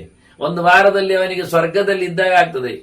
ಅದು ಏನು ಸುಖ ಆಗುತ್ತೋ. ಅವರು ನಿದ್ದೆ ಬರುವ ಔಷಧ ಕೊಡ್ತಾರೆ, ನೋವು ಸಾಯುವ ಮಾತ್ರೆ ಕೊಡ್ತಾರೆ. ಹೀಗಾಗಿ ಅವನಿಗಿದು ಮತ್ತೆ ಆಚೀಚೆ ಓಡಾಡುವ ನರ್ಸ್ ಮಂದಿಯನ್ನು ನೋಡಿದಾಗ ಅಪ್ಸರಿ ಇರದ್ದಾಗಿ ಕಂಡಿರ್ಲಿಕ್ಕೂ ಸಾಕು ಅವನಿಗೆ. ಇದರಿಂದಾಗಿ ಇವತ್ತು ಅಷ್ಟೇ ತಾನೇ ಹೇಳುವಂಥದ್ದು ಅವರು ಧರ್ಮದ ವ್ಯಾಖ್ಯೆಯಲ್ಲಿ. ಇದರಿಂದಾಗಿ ದೇಶ ಹಾಳಾಗ್ತದೆ. ವೈದ್ಯ ಬೆಳವಣಿಗೆ ಆಗಬಹುದು, ಆದ್ರೂ ಅವರು ಪೂರಾ ನಿರ್ಮೂಲನ ಮಾಡುವುದಿಲ್ಲ, ಅಶಕ್ತ ಅಂತಾರೆ, ಆಗುವುದಿಲ್ಲ ಅಂತ. ಈಗ ಬಂದದ್ದನ್ನು ಕಂಪ್ರೆಸ್ ಮಾಡಬಹುದು, ಬೇರೆ ಬೇಕಾದ್ರೆ ಬಂದಾಗ ಬರಬಹುದು ಇಲ್ಲಿಗೆ ಅಂತ. ಅದರಿಂದ ಹೋಗುವಾಗ ಆಸ್ಪತ್ರೆಯಲ್ಲಿ ಎಲ್ಲರನ್ನು ಸಹ ವೈದ್ಯರು ಹೇಳ್ತಾರೆ ಮತ್ತೆ ಬನ್ನಿ ಅಂತಲೇ. ಇವ ಹೇಳದಿದ್ರು ಅವರೇ ನೆನಪು ಮಾಡಿಸ್ತಾರೆ, ಕಾರ್ಡು ಕೊಡ್ತಾರೆ ಅವರು, ಬೇಕಾದ್ರೆ ದುಡ್ಡು ಕಮ್ಮಿ ಮಾಡುವ ಅಂತಾರೆ. ಅಂದ್ರೆ ಈ ಸರ್ತಿಯ 0ಗಿಂತ ಸ್ವಲ್ಪ ಜಾಸ್ತಿ ಹಾಕಿ ಇನ್ನೊಂದು ಕಟ್ ಮಾಡುವ ಅಂತ. ಏನು ಪ್ರಯೋಜನ ಇಲ್ಲ, ಮನುಷ್ಯನಿಗೆ ಬುದ್ಧಿ ಹೇಳಿ ಏನು ಪ್ರಯೋಜನ ಆಗುವುದಿಲ್ಲ. ಅಂದ ಭೀಷ್ಮರು ಬಹಳ ಚೆನ್ನಾಗಿ ಹೇಳುತ್ತಾರೆ. ಇದು ಎಷ್ಟು ಎತ್ತರವಾಗಿದೆ ಅಂದ್ರೆ ಕಿಂಚಿತ್ ಧನವಸ್ತಿ ಅಂತಾರೆ, ನ ಯತಃ ಸದೃಶಂ ಕಿಂಚಿತ್. ಇದಕ್ಕೆ ಸಮನಾದಂತಹ ಮನುಷ್ಯನಿಗೆ ದುಡ್ಡೇ ಬೇರೆ ಇಲ್ಲ ಅಂತ. ಅವನು ದೊಡ್ಡ ಸಂಪತ್ತು ಅವನತ್ತು, ಎಲ್ಲಾ ರೀತಿಯಲ್ಲಿ ಆರೋಗ್ಯದ ಸಂಪತ್ತು, ಒಳ್ಳೆ ದೇಹದ ಮೈಕಟ್ಟು, ಕಾಂತಿ, ಒಳ್ಳೆ ಮಾತು, ಜೊತೆಯಲ್ಲಿ ಒಳ್ಳೆ ರೀತಿಯಾದ ನಡೆ, ದೇಹ ಸೌಷ್ಠವ, ಇವೆಲ್ಲವನ್ನು ಉಲ್ಲೇಖ ಮಾಡ್ತಾನೆ. ಮನುಷ್ಯನ ಅರ್ಥ ಆಗುವುದಿಲ್ಲಿಂದ. ಹೀಗಾಗಿ ಬಹಳ ಚಂದವಾಗಿ ಅದನ್ನು ಹೇಳಿ ಧರ್ಮರಾಜ ಕೇಳುತ್ತಾರೆ, ಅಲ್ಲ ಸಾಕು ಸರಿ, ಅದು ಬೇಕು ಇದ್ರೆ ನಾವು ಹೇಳೋದು ಯದಾ ರಾಜ ಸಮರ್ಥೋ ಭಿಕೋಶಾರ್ಥಿ ಸ್ಯಾತ್. ಮತ್ತೆ ಬುದ್ಧಿವಂತರೇ ಭೀಷ್ಮರ ಹತ್ರ ಹೇಳ್ತಾರೆ, ಒಳ್ಳೆ ಜಾಣ ನೀನು. ನನಗೊಂದು ಸಂಶಯವನ್ನು ಕೇಳಿದ್ರೆ, ಕೆಲವರಿಗೆ ರಾಜರಿಗೆ ಸಾಮರ್ಥ್ಯ ಉಂಟು, ಬೇಕಾದಷ್ಟುಂಟು, ಆದ್ರೂ ಸ್ವಲ್ಪ ಬೊಕ್ಕಸು ದೊಡ್ಡದಾಗ್ಲಿ ಅಂತ ಹಂಡೆ ಬೆಳೆಸ್ತಾರೆ ಅವರು, ಕೊಪ್ಪರಿಗೆ ಜಾಸ್ತಿ ಇಟ್ಕೊಳ್ತಾರೆ. ಅದರ ಬಗ್ಗೆ ಅವರಿಗೆ ಆಸೆ ಜಾಸ್ತಿ ಇರ್ತದೆ. ಇರ್ಲಿ, ಈಗ ಆಪತ್ಕಾಲಕ್ಕೆ ಬೇಕು ಅಂದಾಗ ಎಷ್ಟು ಯಾರಿಗೊತ್ತು, ಏನು ಆಪತ್ತು ಯಾರಿಗೊತ್ತು. ಅದರಿಂದ ಎಷ್ಟು ಒಟ್ಟು ಪ್ರತಿ ಮನುಷ್ಯನು ಸಾಯುವ ಮುಂಚೆ ಒಟ್ಟು ಮಾಡುದು ಯಾಕಿದೆ, ಇದಕ್ಕೆ ಏನಾದ್ರೂ ಬೇಕಾಗ್ತದೆ ಒಟ್ಟು ಮಾಡುದು. ಆ ಬೇಕು ದಿನವೇ ಬರುವುದಿಲ್ಲ, ಇನ್ನು ಯಾರಿಗೋ ಬೇಕಾಗ್ತದೆ ಅದು ಕೊನೆಗೆ. ಹೀಗಾಗಿ ರಾಜ ಬೇಕೆಂದಲೇ ಬೇಕು ಅಂತ ಹೇಳಿಕೊಳ್ತಾನಲ್ಲ, ಆಗ ಏನ್ ಮಾಡುವುದು, ಕಥಂ ಪ್ರವರ್ತೇತ ಕರಹ, ಆಗ ಟ್ಯಾಕ್ಸ್ ಹಾಕುವ ರೀತಿ ಹೇಗಿರ್ತದೆ, ಒಟ್ಟು 100% ಟ್ಯಾಕ್ಸ್ ಹಾಕಬೇಕು ಅಂತ ನಿಮ್ ಕ್ರಮ. ಅದಕ್ಕೆ ಹೇಳ್ತಾನೆ, ಅದು ಯಾವ ರೀತಿ, ಬೊಕ್ಕಸ ಜಾಸ್ತಿ ಆಗಬೇಕು, ತುಂಬಿ ತುಳುಕಬೇಕು. ಅದೇನ್ ಹೇಳ್ತೇವೆ ನಾವು, ಅದು ಮತ್ತಷ್ಟು ತುಂಬಿ ಕೆಳಗೆ ಇಳಿಬೇಕು, ಇಳಿದದ್ದನ್ನೆಲ್ಲ ಉಳಿದವರು ఎక్కుವಾಗಿರ್ಬೇಕು. ಹಾಗೆ ಓವರ್ ಅಂಥದ್ದೇನಾದ್ರೂ ಉಂಟಾ ಅಂತ ಕೇಳ್ತಾನೆ. ಆಗ ಭೀಷ್ಮನ್ ಹೇಳ್ತಾನೆ, ನೋಡು ಮಹಾರಾಯ, ಟ್ಯಾಕ್ಸೇಷನ್ಗೆ ಒಂದು ಕ್ರಮ ಇದೆ, ತೆರಿಗೆ ಹಾಕ್ಲಿಕ್ಕೆ ಒಂದು ಕ್ರಮ ಇಲ್ಲವ? ಯಥಾ ದೇಶಂ ಯಥಾ ಕಾಲಂ ಯಥಾ ಬುದ್ಧಿ ಯಥಾ ಬಲಂ ಅನುಶಿಷ್ಯಾದ ಪ್ರಜಾ ರಾಜ. ಹೇಗೆ ಧರ್ಮಾರ್ಥಿ ತದ್ದಿತೇ ರಥ. ರಾಜ ಏನು ಮಾಡುವುದು ತಿಳ್ಕೊಂಡಿದ್ದಿ? ರಾಜ ಪ್ರಜೆಗಳನ್ನು ಪಾಲನೆ ಮಾಡೋದಲ್ವಾ? ಬಹಳ ಹಿಂದೆ ಮೊದಲೇ ಮಾತಾಡುವಾಗಲೇ ಹೇಳಿದ್ದವ. ರಾಜರು ಮೈತ್ರೋ ಬ್ರಾಹ್ಮಣ ಉಚ್ಯತೆ ಹೇಳಿದ ಹಾಗೆ ಕ್ಷತ್ರಿಯ ಅಂದ್ರೆ ಕಥೆಯನ್ನು ಕೇಳಿದ್ರೆ ಅವನ ಮುಖ್ಯ ಉದ್ದೇಶವೇ ವ್ಯವಸ್ಥೆ ಪ್ರಜಾ ಪಾಲನೆ. ಹೇಗೆ ಮಾಡಲಿಕ್ಕೆ ಉಂಟು? ಯಥಾ ದೇಶಂ ಯಥಾ ಕಾಲಂ ಯಥಾ ಬುದ್ಧಿ ಯಥಾ ಬಲಂ. ಚೆನ್ನಾಗಿ ತಿಳ್ಕೊಂಡು ಬುದ್ಧಿಪೂರ್ವಕವಾಗಿ ಪ್ರಜಾಕ್ಷೇಮಕ್ಕೆ ಆತ ತೊಡಗಬೇಕು. ತನ್ನ ಕೈಲಾದಷ್ಟು ಪ್ರಯತ್ನಪೂರ್ವಕವಾಗಿ ದೇಶದ ಪ್ರಜೆಗಳ ರಕ್ಷಣೆಯಲ್ಲಿ ತೊಡಗಬೇಕು. ಮತ್ತೆ ಕಾಲಕ್ಕೆ ದೇಶಕ್ಕೆ ಅನುಗುಣವಾಗಿ ಅವರು ಗುಡ್ಡಗಾಡು ಆದ್ರೆ, ಬಯಲಿನಲ್ಲಿದ್ರೆ, ಮರುಭೂಮಿಯಲ್ಲಿ ಉಳ್ಕೊಂಡ್ರೆ, ಈಗ ಹೇಳಿದಾಗೆ ಗೋಮಿಗಳು ಗೋಪಾಲಕರು ಗೊಲ್ಲರು ಎಲ್ಲ ಕಾಡಿನಂಚಿನಲ್ಲೇ ಇರ್ತಾರೆ. ಹಾಗಾಗಿ ಎಲ್ಲಿ ಎಲ್ಲಿ ಹೇಗೆ ಹೇಗೆ ಯಾರು ಯಾವತ್ತು ಹೇಗಿರ್ತಾರೋ ಕೆಲವರು ಪ್ರಯಾಣದಲ್ಲಿ, ತೀರ್ಥ ಸಂಚಾರದಲ್ಲಿ, ವ್ಯವಹಾರದಲ್ಲಿ, ಅತ್ತಿತ್ತ ಓಡಾಟದಲ್ಲಿ, ರಾಜದೂತರಾಗಿ, ಹೀಗೆಲ್ಲ ದೇಶ ಸೇವೆಯಲ್ಲಿ, ಹೀಗಾಗಿ ಅಥವಾ ಹೋರಾಟದಂಗಳದಲ್ಲಿರುವವರಾಗಿ, ಗಡಿ ಕಾವಲುಗಾರರು. ಅದರಿಂದ ಅವರವರಿಗೆ ಹೇಗೆ ಬೇಕೋ ಹಾಗೆ ಪ್ರಜೆಗಳನ್ನು ನೋಡಿಕೊಳ್ಳುವ ಕತೆ ರಾಜರದ್ದಾಗಲಿ. ಇಲ್ಲೆಲ್ಲಾ ಕಡೆ ಅವನು ಧರ್ಮಾರ್ಥಿ ತದ್ದಿತೇ ರಥ. ಅವನು ದುಡಿತ ಧರ್ಮವನ್ನು ಪಡೆಯಲು ಹೊರತು ದುಡ್ಡನ್ನಲ್ಲ. ಭೀಷ್ಮರು ಮೊದಲೇ ಹೇಳ್ತಾರೆ, ಕೋಶಾರ್ಥಿ ಅಂತ ಕೇಳಿದ್ದಕ್ಕೆ ಭೀಷ್ಮರು ಧರ್ಮಾರ್ಥಿ ಅಂತ ಉತ್ತರ ಕೊಟ್ಟರು. ಒಬ್ಬ ರಾಜ ಕೋಶವನ್ನು ಬೆಳೆಸಬೇಕು ಅಂತ ಮಾತಾಡಿದ್ರೆ, ಕರ ಹೇಗೆ ತಗೊಳ್ಳಿಕ್ಕೆ ಹೇಳಿದ್ರೆ, ಒಬ್ಬ ರಾಜ ಪ್ರಜೆಗಳನ್ನು ರಕ್ಷಣೆ ಮಾಡುವುದು ಧರ್ಮಾರ್ಥಿ ಅಂತ. ಅವರು ಧರ್ಮದಲ್ಲಿ ಇರಬೇಕು, ತಾನು ಧರ್ಮವನ್ನು ಪಡಿಬೇಕು, ಪುಣ್ಯವನ್ನು ಗಳಿಸಬೇಕು, ಅವರು ಪುಣ್ಯಾತ್ಮರಾಗಬೇಕು, ದೇಶ ಸುಭಿಕ್ಷೆಯಲ್ಲಿರಬೇಕು, ನ್ಯಾಯಯುತವಾಗಿರಬೇಕು, ಅನ್ಯಾಯವನ್ನು ಬಿಟ್ಟಿರಬೇಕು, ಪ್ರಜೆಗಳು ತಮ್ಮ ಪಾಡಿನಲ್ಲಿ ತಾವು ಕ್ಷೇಮವನ್ನು ಶ್ರೇಯಸ್ಸನ್ನು ಪಡಿಬೇಕು ಅಂತ ಇದ್ದರೆ ರಾಜರದ್ದು ಪ್ರಜಾಪಾಲನೆಯಲ್ಲಿ ಅರ್ಥ ಉಂಟು ಅಂತಾರೆ ಭೀಷ್ಮ. ತಪ್ಪು ಮಾಡಲಿಕ್ಕಿಲ್ಲ, ವ್ಯತ್ಯಾಸ ಮಾಡಲಿಕ್ಕಿಲ್ಲ. ಅದೇಂತದ್ದು ಮತ್ತೆ ಅವನು ಮಾಡುವಾಗ ಯಥಾ ತಾಸಾಂಚ ಮನ್ಯೇತ ಶ್ರೇಯ ಆತ್ಮನೇವಶ. ತನಗೆ ಹೇಗೆ ಒಳ್ಳೆದಾಗಬೇಕು ಅಂತ ಒಬ್ಬ ರಾಜನಿಗೆ ತಲೆ ಉಂಟು, ಹಾಗೆ ತನ್ನ ಪ್ರಜೆಗಳ ಕ್ಷೇಮವನ್ನು ಆತ ಬಯಸಬೇಕು, ಅವರು ಒಳ್ಳೆದಾಗಬೇಕು. ಇದು ಮುಖ್ಯ. ಯಥಾ ತಾಸಾಂಚ ಮನ್ಯೇತ, ನನಗಿದ್ದಾಗೆ ಅವರಿಗೂ ಒಳ್ಳೆದಾಗಬೇಕು, ಪ್ರಜೆಗಳಿಗೂ ನನ್ನಾಗಿ ಅವರು ಒಳ್ಳೆ ರೀತಿಯಿಂದ ಬದುಕಬೇಕು ಅಂತ ರೀತಿಯಲ್ಲಿ ತಥಾ ಧರ್ಮ್ಯಾಣಿ ಕರ್ಮಾಣಿ ಸರ್ವಾಣಿ ರಾಜ ರಾಷ್ಟ್ರೇಶು ಬರುತ್ತೆ. ಆದ್ರೆ ಇವರ ಕೆಲಸಗಳು ಹೇಗಿರಬೇಕು ಅಂದ್ರೆ ಮಾಡುವಂಥದ್ದೆಲ್ಲ ಧರ್ಮ್ಯ ಆಗಿರಬೇಕು. ಧರ್ಮ ಒಪ್ಪುವ ಕೆಲಸ, ಧರ್ಮಶಾಸ್ತ್ರಗಳು ಹೇಳಿದ್ದಂತೆ ಇಷ್ಟ ಬಂದಾಗಿ ಇವನು ಟ್ಯಾಕ್ಸ್ ಹಾಕುವುದರಲ್ಲಿ ಅರ್ಥ ಇಲ್ಲ. ಆದ್ರಿಂದ ಮಾಡುವಂಥದ್ರಲ್ಲಿ ಒಂದು ಧರ್ಮ ಬೇಡವಾ? ರಾಜ ಎಷ್ಟು ಅಂಶವನ್ನು ಪ್ರಜೆಗಳಿಂದ ಪಡಿಬಹುದು? ಯೋಚನೆ ಇಲ್ವಾ? ಹಾಗಾಗಿ ಮಾಡಬೇಕಾದವನ ಕೆಲಸ ಎಲ್ಲ ಅಧರ್ಮದ ಪ್ರವೃತ್ತಿಯಲ್ಲಿ ಬರಬಾರದು, ಪ್ರಜೆಗಳೇ ಅನ್ಯಾಯ ಆಗಬಾರದು ಎನ್ನುವ ಎಚ್ಚರಬೇಕು. ಒಂದು ದೃಷ್ಟಾಂತ ಹೇಳ್ತಾನೆ ಭೀಷ್ಮ. ಮಧುದೋಹಂ ದುಹೇದ್ರಾಷ್ಟ್ರಂ ಭ್ರಮರಾನ್ನ ಪ್ರಪಾತೇತ್. ಹೂ ಅರಳಿದಾಗ ದುಂಬಿಗಳು ಬರ್ತಾವೆ, ರಸವನ್ನು ಹಿಡ್ಕೊಂಡು ಹೋಗ್ತಾವೆ. ಎಲ್ಲಿಯಾದ್ರೂ ಹೂ ಬಿದ್ದದ್ದುಂಟ? ಪಕಳೆ ಕಳಚಿದ್ದುಂಟ? ಅಥವಾ ಯಾವುದಾದ್ರೂ ಹೂ ಹೇಳಿಕೊಟ್ಟದ್ದುಂಟ? ಅನ್ಯಾಯ ಮಾಡಿದ, ಅತ್ಯಾಚಾರ ಆಯಿತು, ಗಲಾಟೆ ಬಂತು ಅಂತ ಇಲ್ಲ. ಬಿಡಿ, ಮತ್ತೊಂದು ದುಂಬಿ ಬಂತು ಅದೇ ಹೂವಿನಡೆಗೆ. ಅದು ಮುಚ್ಚಿಕೊಂಡಿತ್ತ? ಬೇಡ ಅಂತ ಇಲ್ಲಿಲ್ಲ ಅಂತ ಹೇಳಿತ? ಅದಕ್ಕಿಲ್ಲ ಆಗಿತ್ತ? ಅದು ಇಲ್ಲ. ಎಷ್ಟು ದುಂಬಿಗಳು ಒಂದೇ ಹೂವಿನ ಮೇಲೆ ಎಷ್ಟೊತ್ತಿನಿಂದ ಬಂದು ಬಾಯಿ ಇಟ್ಟರು ರಸವನ್ನು ಪಡಿತದೆ. ಒಂದೇ ದುಂಬಿ 16 ಬಾರಿ ಒಂದೇ ಹೂವಿನೆಡೆಗೆ ಮತ್ತೆ ಹಾರಿ ಬಂದರು, ಅದಕ್ಕೆ ಮತ್ತೂ ಸಿಗ್ತದೆ.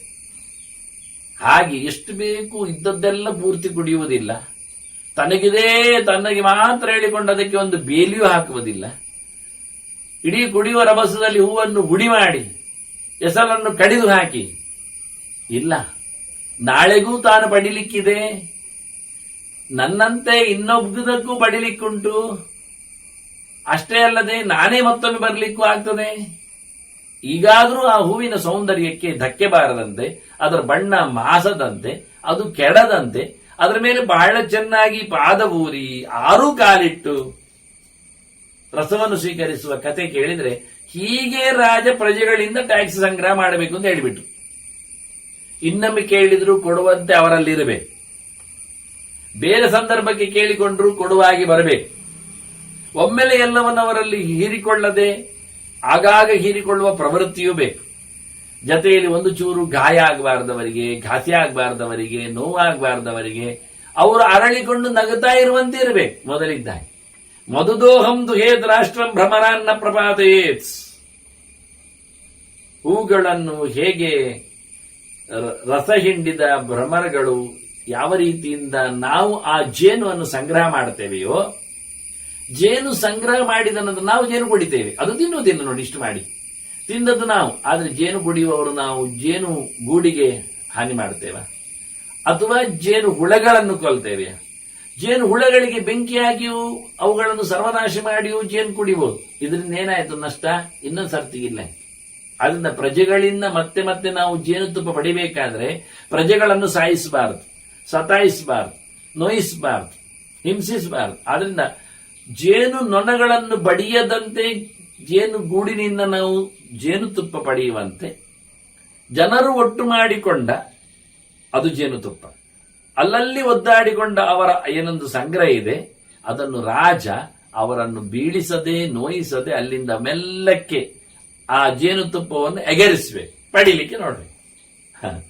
ವತ್ಸಾಪೇಕ್ಷೀದು ಹೆಚ್ಚೈವ ಸ್ತನಾಂಶ ನ ವಿಕುಟ್ಟಯೇತ್. ನಮಗೆ ಹಾಲು ಬೇಕು, ಅದಕ್ಕೆ ಕರಿಬೇಕು, ದನವನ್ನು ಬಿಟ್ಟು ಕರಿಬೇಕು. ಹೀಗೆ ಹೇಳಿಕೊಂಡು ನಮಗೆ ಕರು ಬೇಕು, ಹಾಲು ಬೇಕು ಅಂತ ಹೇಳುತ್ತಾ ನಾವು ಜಬರ್ದಸ್ತಿನಲ್ಲಿ ಹೋಗಿ ದನದ ಕೆಚ್ಚಲನ್ನೇ ಕಡ್ದಾಕಿದ್ರೆ, ಹೊಡೆದು ಬಿಟ್ರೆ ಅದು ನೋವಿನಲ್ಲಿ ಕೊಡುವುದಿಲ್ಲ, ನಾಳೆ ಅದರಲ್ಲಿ ತುಂಬುವುದಿಲ್ಲ.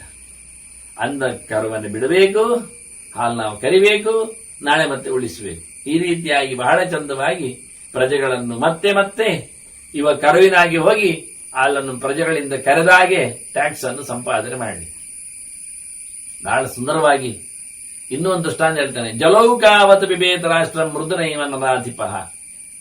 ವಜ್ರಕಲ್ಪ ಜಲೂಕಾ ಅಂತ ಹೇಳ್ತಾರಲ್ಲ, ಲೀಚ್, ಜಿಗಣೆ, ಇನ್ನೇನೋ ಇರ್ಲಿ, ಅವುಗಳಿಗೆ ಹೇಗೆ ಗೊತ್ತಾಗದಾಗೆ ಕಾಲಿಗೆಂಟಿ ಕೆಟ್ಟದಾದ ನೆತ್ತರನ್ನು ಹೀರಿಕೊಳ್ತವೋ ನಮಗೆ ಅರ್ಥವೇ ಆಗುವುದಿಲ್ಲ, ಗೊತ್ತೇ ಆಗುವುದಿಲ್ಲ. ಹಾಗೆ ಮೈಗೆ ಅಂಟಿಕೊಂಡವುಗಳು ಮೈಯಿಂದ ಕೆಲಸ ತೆಗೆದ ಹಾಗೆ, ನಿಜವಾಗಿ ಅದು ಬೇಡಿದ್ದೆ, ಆದ್ರೂ ಕಚ್ಚಿದ್ದು ತೆಗೆದದ್ದು ಗೊತ್ತೇ ಆಗದ ಹಾಗೆ ರಾಜ ಪ್ರಜೆಗಳಲ್ಲಿನ ಎಕ್ಸಿಸ್ ಅವರಿಗೆ ಅದು ಬೇಕಾಗಿಲ್ಲ ಅಷ್ಟು, ಆದ್ರೆ ಅವರು ಹೊತ್ಕೊಂಡು ತಿರುಗ್ತಾ ಇರ್ತಾರೆ. ಅದು ಎಕ್ಸಿಸ್ ಮನಿ. ಅದನ್ನು ಚೆನ್ನಾಗಿ ಗೊತ್ತಿಲ್ಲದ ಹಾಗೆ ಜಿಗಣೆಯಂತೆ ದಿಗಣೆಯಂತೆ ಅವರಿಂದ ಮೆಲ್ಲಕ್ಕೆ ಮೃದುನೈವ ಘಾಸಿಗೊಳಿಸದೆ ಗಾಯ ಮಾಡದೆ ಅವರಿಂದ ಅದನ್ನು ಪಡೆಯುವಂತಿರಬೇಕು ಅಂತಾನೆ. ವ್ಯಾಗ್ರೀವಚಾರೇತ್ ಪುತ್ರನ್ನು ಸಂದಂಶೇನ್ ನಚಪಿಡೆಯತ್. ನೋಡಿ, ಹುಲಿ, ಹೆಣ್ಣು ಹುಲಿ ತನ್ನ ಮರಿಗಳನ್ನು ಕಚ್ಚಿಕೊಂಡು ಹೋಗ್ತದೆ, ಕುತ್ತಿಗೆಯಲ್ಲಿ ಕಚ್ಚಿಕೊಂಡು ಹೋಗ್ತದೆ. ಮೆಲ್ಲ ಕಚ್ಚಿದ್ರೆ ಮರಿ ಕೆಳಗೆ ಬೀಳ್ತದೆ, ಗಟ್ಟಿ ಕಚ್ಚಿದ್ರೆ ಅದರ ಗೋಣು ಮುರಿತದೆ, ಹರಿದು ಹೋಗ್ತದೆ, ನೆತ್ತರ ಚಿಮ್ಮತ್ತೆ. ಬೀಳದಾಗಿ ಇಟ್ಕೊಂಡೋಗ್ಬೇಕು, ಘಾಸಿಗೊಳ್ಳದಾಗಿ ಅದನ್ನು ಬೇರೆ ಕಡೆಗೆ ಹೊತ್ಕೊಂಡೋಗ್ಬೇಕು. ಎಂಥದ್ದು ಗಮ್ಮತ್ತು! ಒಂದ್ಸರ್ತಿ ನಾವು ಬೆಕ್ಕಿನ ಈ ಬಗೆಯನ್ನು ನೋಡಿದ್ದೇವೆ. ಎಲ್ಲೋ ಆಟದಲ್ಲಿ ಬೆಕ್ಕು ಮರಿ ಇಟ್ಟಿದೆ, ಸಣ್ಣ ಸಣ್ಣ ಮರಿಗಳು, ಮತ್ತೆ ದೊಡ್ಡದೇನಿ ಅದತ್ತ. ಅವುಗಳು ಆಡ್ತಾ ಬಿದ್ದಿವೆ ಕೆಳಗೆ. ಆ ಎಡೆಯಲ್ಲಿ ಮಾಡೋ ಮತ್ತೊಂದು ಇನ್ನೊಂದು ಆಗಿದೆ. ಅವುಗಳನ್ನು ಎತ್ತಿ ತರಬೇಕು, ಇದಕ್ಕೆ ಮೇಲಕ್ಕೆ ಬರ್ಲಿಕ್ಕೆ ಆಗುದಿಲ್ಲ. ಈಗ ಈ ತಾಯಿ ಬೇಕು ಆ ಮರಿಯನ್ನು ಒಂದು 10-20 ಸರ್ತಿ ಮೇಲೆ ಕೊಯ್ಯಲಿಕ್ಕೆ ಪ್ರಯತ್ನಿಸಿದೆ. ಅದಕ್ಕೆ ಗ್ರಿಪ್ ಸಿಗುವುದಿಲ್ಲ. ಬಾಯಲ್ಲಿ ಮಗು ಇದೆ, ಕೈಯಲ್ಲಿ ಹಿಡಿಯಲಿಕ್ಕೆ ತಾಗತ್ತಿಲ್ಲ ಸರಿಯಾಗಿ, ಅದಕ್ಕೆ ಬೇರೆ ತಾಗತ್ತೆ. ಏನೋ ಒಂದು 10-20 ಸರ್ತಿಯ ಪ್ರಯತ್ನದಲ್ಲಿ ಅದು ಯಶಸ್ವಿ ಆಯಿತು. ಮತ್ತೆ ಇದು ವಿಶೇಷ.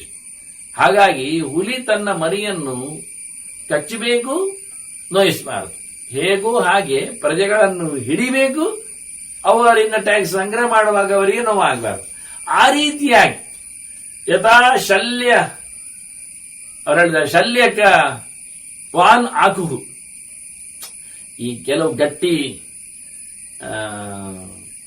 ಒಂದು ರೀತಿಯಿಂದ ಕಣೆಪಂಜಿ ಅಂತಾರಲ್ಲ, ಹಾಗೆ ಅಂತದ್ದು ಮುಳ್ಳು ಅಂದಿದ್ದಾಗೆ ಅಂತ ಇಟ್ಕೊಳ್ಳುವ ಅಂತ ಒಂದು ಘೋರವಾದಂತಹ ಒಂದು ಕಡಿಯುವ ಇಲಿ, ಅದು ರೋಮ ಇದ್ದೇ ಇಲ್ಲಿ ಅಂತ ಅದನ್ನು ಕರೆದವರು. ರೋಮದ ಹಾಗೆ ಅದರಲ್ಲಿ ಮುಳ್ಳಿನ ಹಾಗೆ ರೋಮ ಇದ್ದೇ ಇಲ್ಲಿ, ಒಂದು ಜಾತಿ ಇಲ್ಲಿ. ಇದು ಪದಂ ಧೂನಯತೆ ಸದಾ. ಇದು ಮನುಷ್ಯರ ಪ್ರಾಣಿಗಳ ಕಾಲಿನ ಅಡಿಯಲ್ಲಿನ ಚರ್ಮವನ್ನು ತಿಂತದೆ. ಇದಕ್ಕೆ ಅದೊಂದು ವಿಚಿತ್ರ. ಆದ್ರೆ ಅದೊಂದು ಕತ್ತರಿಸಿಕೊಂಡದ್ದು ತಿನ್ನಲ್ಪಟ್ಟದ್ದು ಗೊತ್ತೇ ಆಗುದಿಲ್ಲ ಪ್ರಾಣಿಗಾಗ್ಲಿ ಮನುಷ್ಯನಿಗಾಗ್ಲಿ. ಮನುಷ್ಯ ಮಲಗಿದ್ದಲ್ಲೇ ಇಲ್ಲಿ ಕತ್ತರಿಸುವುದು ಅವನ ಕಾಲನ್ನು, ಗೊತ್ತಾಗ್ಲಿಲ್ಲ ಅವನಿಗೆ, ಗೊತ್ತಾಗುವುದೇ ಇಲ್ಲ. ಈ ರೀತಿಯಾಗಿ ಹೇಗೆ ಗೊತ್ತಿಲ್ಲದಂತೆಯೇ ಆ ಪ್ರಾಣಿ ಮಾಂಸವನ್ನು ಕಾಲನ್ನು ಕಡಿತದೋ ಹಾಗೆ ಅತೀಷ್ಣೇನ ಅಭಿಪಾಯೇನ ತಥಾ ರಾಷ್ಟ್ರಂ ಸಮಾಪಿಬೇತ್. ಹಾಗೆ ಮೆಲ್ಲಕ್ಕೆ ರಾಷ್ಟ್ರವನ್ನು ಹಿಂಡಬೇಕವನು. ಜೋರಾಗಿ ಅಲ್ಲ, ತೀಕ್ಷ್ಣವಾಗಿ ಅಲ್ಲ, ಬಹಳ ಮೃದುವಾಗಿ ಸೌಮ್ಯವಾಗಿ. ಅದು ಒಮ್ಮೆಲೆ ಒಮ್ಮೆಲೆ ಒಮ್ಮೆಲೆ ಒಂದಿಷ್ಟಾಗಿ ಬಿಡುದಲ್ಲ. ಅಲ್ಪೇನ ದೈವೇನ ಹೇಳ್ತಾನೆ ಬಹಳ ಚೆನ್ನಾಗಿ. ಒಮ್ಮೆಲೆ ಹಾಕಿ ಬಿಡುವುದು ಬೇಡ, ನಿಧಾನಕ್ಕೆ ನಿಧಾನಕ್ಕೆ ಅವರಲ್ಲಿ ಟ್ಯಾಕ್ಸ್ ಆಗ್ತಾ ಅದನ್ನು ಹೆಚ್ಚು ಮಾಡಲಿಕ್ಕೆ ನೋಡ್ಬೇಕು. ಒಮ್ಮೆಲೆ ಹೆಚ್ಚು ಮಾಡಲಿಕ್ಕೂ ಇಲ್ಲ. ಸಣ್ಣ ವ್ಯಾಪಾರಿಗಳಿಗೆ ಸಣ್ಣ ಮಟ್ಟಿನಲ್ಲಿ, ದೊಡ್ಡ ಹಂತದವರಿಗೆ ದೊಡ್ಡ ಲೆಕ್ಕಾಚಾರದಲ್ಲಿ. ಸಣ್ಣವರು ದೊಡ್ಡದಾದಾಗ ಮತ್ತೆ ದೊಡ್ಡದಾಗ್ತಾ ಹಾಗೆ ತಥೋಭೂಯ ಅಂತ ಹೇಳಿ ಕರ್ಮವೃದ್ಧಿಂ ಸಮಾಚರ. ಒಮ್ಮೆಲೆ ಪೂರ ಮಾಡದೆ ನಿಧಾನಕ್ಕೆ ಏರಿಸಿ, ಗೊತ್ತಾಗುವುದಿಲ್ಲ ಅವರಿಗೆ. ಅವರ ವ್ಯಾಪಾರದಲ್ಲಿಯೂ ಏರು ಆಗ್ತಾ ಇರ್ತದೆ, ಟ್ಯಾಕ್ಸ್ ಅಲ್ಲಿಯೂ ಮೇಲಕ್ಕೆ ಬರ್ತಾ ಇರ್ತದೆ. ಅದನ್ನು ಅವರಿಗೆ ಹೆಚ್ಚಿಗೆ ಭಾರ ಆಗುವುದಿಲ್ಲ. ಬಹಳ ಅದ್ದೂರಿಯಾಗಿ ಒಂದು ಸಮಯದಲ್ಲಿ ನಾವು ಹೆಚ್ಚು ತೆರಿಗೆ ಕೊಡುವವರು ಅಂತ ದೊಡ್ಡತನ ಇತ್ತು, ಕೊಡುವವರಿಗೆ ಹೆಮ್ಮೆ ಇತ್ತು. ದೇಶವನ್ನು ಕಟ್ತಾ ಇದ್ದೇವೆ, ನಮ್ಮಿಂದ ದೇಶ ಬೆಳೀತದೆ ಅಂತ. ಈಗ ಅಷ್ಟು ದೊಡ್ಡ ಮಟ್ಟಿನ ವಿಶಾಲವಾದ ಹೃದಯವಂತ ಎಷ್ಟೋ ಜನರಲ್ಲಿ ಇಲ್ಲ. ಗೋಲ್ಡನ್ ಕಾರ್ಡ್, ಸಿಲ್ವರ್ ಕಾರ್ಡ್ ಅಂತೆಲ್ಲ ಬಂದಾಗ ಅದು ಅದರಲ್ಲಿ ಇನ್ನೆಲ್ಲ ಉಂಟೇನೋ ಗೊತ್ತಿಲ್ಲ ಕಾರ್ಡ್ಗಳಲ್ಲಿ. ಮತ್ತೆ ಆ ನಂತರದ್ದು ಮತ್ತೆ ಏನು ಇನ್ನು ಡೈಮಂಡ್ ಕಾರ್ಡ್ ಇದ್ದಾಗೆ, ಮತ್ತೆ ಇನ್ನೂ ಮುಂದಕ್ಕೆ ಹೋದಾಗೆ, ಹಾಗೆ ಇವೆಲ್ಲ ಇರಬಹುದು. ಅವ್ರು ಹೇಳೋದು ಇಂಥದ್ದಿದ್ರೆ ದೊಡ್ಡ ಚಂದ, ಅದು ಅವರದ್ದು ಹೆಮ್ಮೆ ಪ್ರತಿಷ್ಠೆ ಪ್ರಶ್ನೆ ಅಂತ. ಆದ್ರೆ ಜನಕ್ಕೆ ಎಲ್ಲಿ ಅರ್ಥ ಆಗಬೇಕು, ದೇಶದ ಉದ್ಧಾರ ತಮ್ಮಿಂದ ಆಗತ್ತೆ ಅನ್ನತಕ್ಕ ಹೆಮ್ಮೆ ಪಡಬೇಕು ಅವರು. ಅದನ್ನು ಉಲ್ಲೇಖ ಮಾಡ್ತಾರೆ. ದನಗಳ ಸಾಕುವವರಿಂದ ದೇಶ ಸುಭಿಕ್ಷೆಯಲ್ಲಿದೆ ಎನ್ನುವುದು ಅವರಿಗೆ ದೊಡ್ಡ ಸಂಗತಿ ಅಲ್ಲ. ಆದ್ರಿಂದ ಅವನು ಭೀಷ್ಮ ಹೇಳಿದ ಅವರನ್ನೆಲ್ಲ ಒಳ್ಳೆ ರೀತಿಯಿಂದ ನೋಡಿಕೊಳ್ಳಬೇಕು ಅಂತ. ದಮಯನ್ನಿವ ದಮ್ಯಾನಿ ಅವನು ಹೇಳುತ್ತಾನೆ ಹೇಗೆ ಅಂತ, ನಿಧಾನಕ್ಕೆ ಹೇಗೆ ಮಾಡಲಿಕ್ಕೆ ಉಂಟು ಅಂತ ಹೇಳಿ. ಮತ್ತೆ ನಿಧಾನಕ್ಕೆ ಹೆಚ್ಚು ಮಾಡ್ತಾ ವಿವರ್ಧಯೇತು ಅಂತ. ಈ ಪಳಗಿಸಬೇಕಾದ ಪ್ರಾಣಿಗಳನ್ನು ಪಳಗಿಸುವ ಕತೆ ಹೇಗೆ? ಒಮ್ಮೆಲೆ ಒಂದೇ ದಿನ ಟ್ರೈನ್ ಮಾಡ್ಲಿಕ್ಕೆ ಆಗುದಿಲ್ಲ. ಒಂದಿನ ಸ್ವಲ್ಪ ಮೈ ಮುಟ್ಟುವುದು, ಅವುಗಳಿಗೆ ಹಗ್ಗ ಹಾಕಿ ಕೆಟ್ಟಿಡುವುದು, ಆಚೆ ಈಚೆ ಎಳ್ಕೊಂಡು ಹೋಗುವುದು, ಮೆಲ್ಲ ಮೈ ದಡುವುದು, ಮೊನ್ನೆ ತಿನ್ನಿಸ್ಲಿಕ್ಕೆ ಹತ್ತಿರದಲ್ಲಿ ಕೊಡುವುದು. ಹೀಗೆ ನಿಧಾನಕ್ಕೆ ಮಾಡಬೇಕಾದ ಪ್ರಾಣಿಗಳನ್ನು ಹೇಗೆ ಮಾಡ್ತಾರೋ ಹತ್ತಿರ ಹೋಗಿ ಹೋಗಿ ವ್ಯವಸ್ಥೆ ಮಾಡಿಕೊಂಡು, ಹಾಗೆ ಮೃದುಪೂರ್ವಂ ಪ್ರಯತ್ನೇನ ಪಾಶಾನ್ ಅವ್ಯವಹಾರಯೇತ್. ಹಾಗೆ ಮೆಲ್ಲಕ್ಕೆ ಮೆಲ್ಲಕ್ಕೆ ಅವುಗಳ ಮೇಲೆ ಮತ್ತೆ ಹಗ್ಗ ಹಾಕುವ ಹಾಗೆ, ಕಾಲಿಗೋ ಕುತ್ತಿಗೆಗೋ ಸೊಂಟಕ್ಕೋ ಹಗ್ಗ ಹಾಕುವ ಹಾಗೆ ನಿಧಾನಕ್ಕೆ ಪ್ರಜೆಗಳ ಮೇಲೆ ಟ್ಯಾಕ್ಸಿನ ಹಗ್ಗವನ್ನು ಹಾಕಿ. ಅವರಿಗೆ ಹಗ್ಗ ಹಾಕಿದ್ದು ಗೊತ್ತಾಗುವಾಗ, ಕುದುರೆಗಾಗಿ ಅಥವಾ ಆನೆಯನ್ನಾಗಲಿ ಪಳಗಿಸುವ ವಿಧಾನದಲ್ಲಿ ಸಂಕಲೆ ಹಾಕಿದ್ದು ಹಗ್ಗ ಹಾಕಿದ್ದು ಗೊತ್ತಿಲ್ಲ ಅವುಗಳಿಗೆ. ಏನೋ ತಿನ್ನಿಕ್ಕೆ ಕೊಟ್ಟಿದ್ದಾರೆ, ಏನೋ ಮುಡ್ತಾ ಇದ್ದಾರೆ, ಈಚೆ ಬದಿಯಲ್ಲಿ ಮತ್ತೆ ಕಟಿ ಹಾಕಿಬಿಟ್ಟಾಗ ಹೋ ತಮ್ಮನ್ನು ಕಟಿ ಹಾಕಿದ್ರು. ಹಾಗೆ ನಿಧಾನಕ್ಕೆ ಅವುಗಳನ್ನು ಬದಲಿಸ್ತಾರೆ. ಅದರಂತೆ ಮನುಷ್ಯರನ್ನು ಚೆನ್ನಾಗಿ ಸಕೃತ್ ಪಾಶಾವಕೀರ್ಣಾಸ್ತೆ ಭವಿಷ್ಯಂತಿ ದುರ್ಗಮ.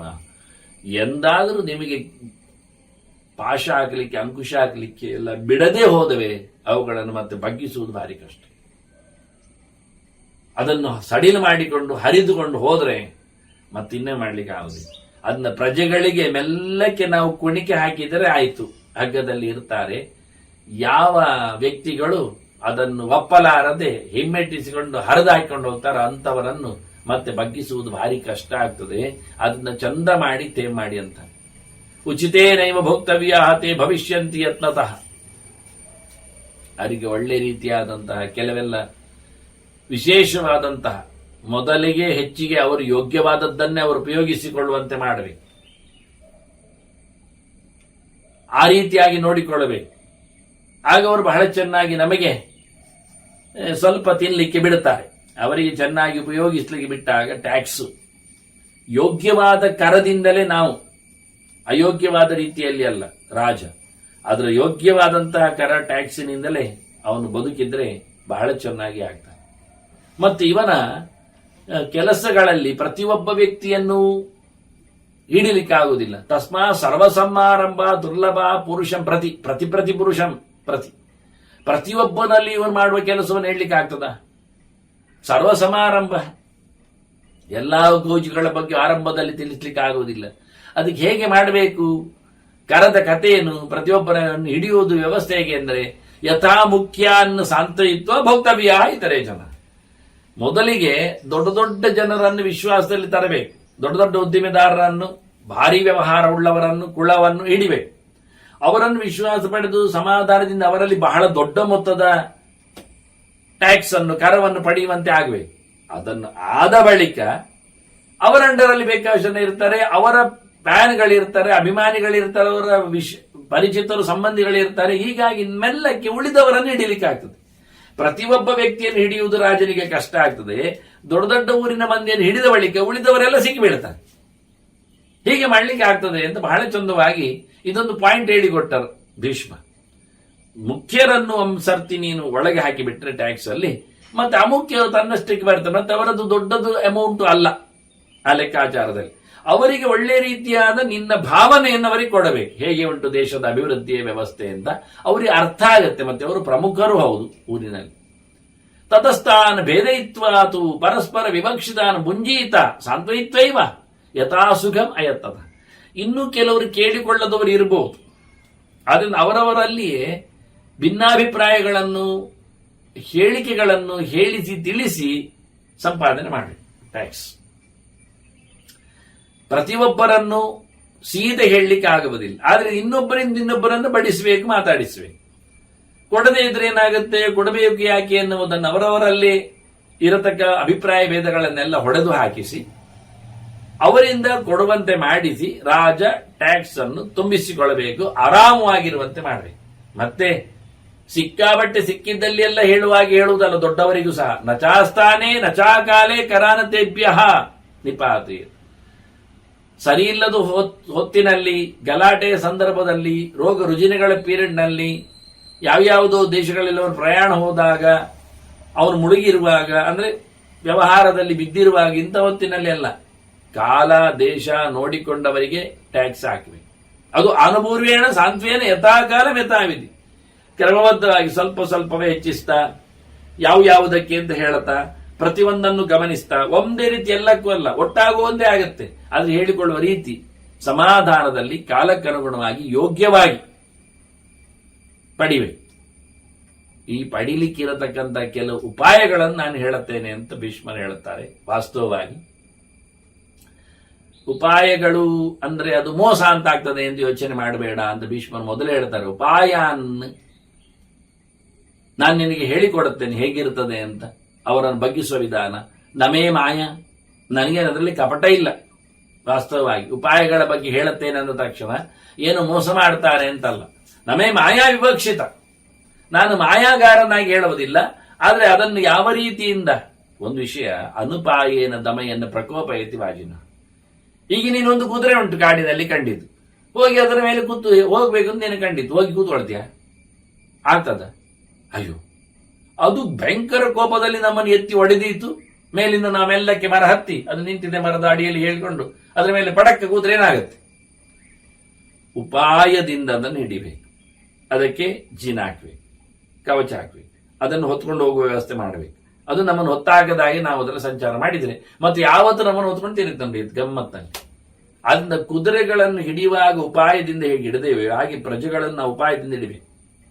ವಾಜಿಂದ್ರ ಕುದುರೆಗಳು ನಿಮ್ಮ ಇಂದ್ರಿಯಗಳು ಆಗ್ತಾವೆ, ಅಲ್ಲೇನಲ್ಲ. ಅದನ್ನ ಇಂದ್ರಿಯಗಳನ್ನು ತೇ ಮಾಡುವಾಗಲೂ ಒಮ್ಮೆಲೆ ಉಪವಾಸ ಆಗ್ತೇನೆ ಕೇಳ್ತವೆ ಅಂದ್ರೆ ಇಲ್ಲ, ಹೊಡೆದೋಗ್ತಾವೆ, ಹರಿದೋಗ್ತಾವೆ. ನಿಧಾನವಾಗಿ ಅವುಗಳನ್ನು ಪ್ಲೀಸ್ ಮಾಡಿಕೊಂಡು. ಹಾಗಾಗಿ ಮೊದಲಿಗೆ ಪ್ರಜೆಗಳನ್ನು ಹಿಡಿಯುವುದು ಎಲ್ಲಿ ಕೇಳಿದರೆ ಅವುಗಳ ವೀಕ್ನೆಸ್ ಎಲ್ಲಿ ನೋಡು. ಪಾನಾಗಾರಾಣಿ ವೇಶ್ಯಾಶ್ಚ, ವೇಶ್ಯ ಪ್ರಾಪಣಿಕಾಸ್ತತ, ಕುಡಿಯುವವರು ಹೆಚ್ಚಿನವರು, ಕೆಲವರು ವೇಶ್ಯೆಯರನ್ನು ಹಿಡಿಯುವವರು, ಕೆಲವರು ವೇಶ್ಯೆಯನ್ನು ಸಪ್ಲೈ ಮಾಡುವವರು, ಇವರನ್ನೆಲ್ಲ ಮುಟ್ಟಿಕೊಂಡ ಮೊದಲಿಗೆ. ಮತ್ತೆ ಕುಶೀಲವಾಹ, ಈ ಕುಣಿಯುವವರು ನಟರೆಲ್ಲ ಇರ್ತಾರೆ. ಸಖಿತವಾಹ, ಜೂಜುಗಾರರೆಲ್ಲ ಇದ್ದಾರೆ, ಮೋಸಗಾರರು. ಏಚಾನ್ಯೇ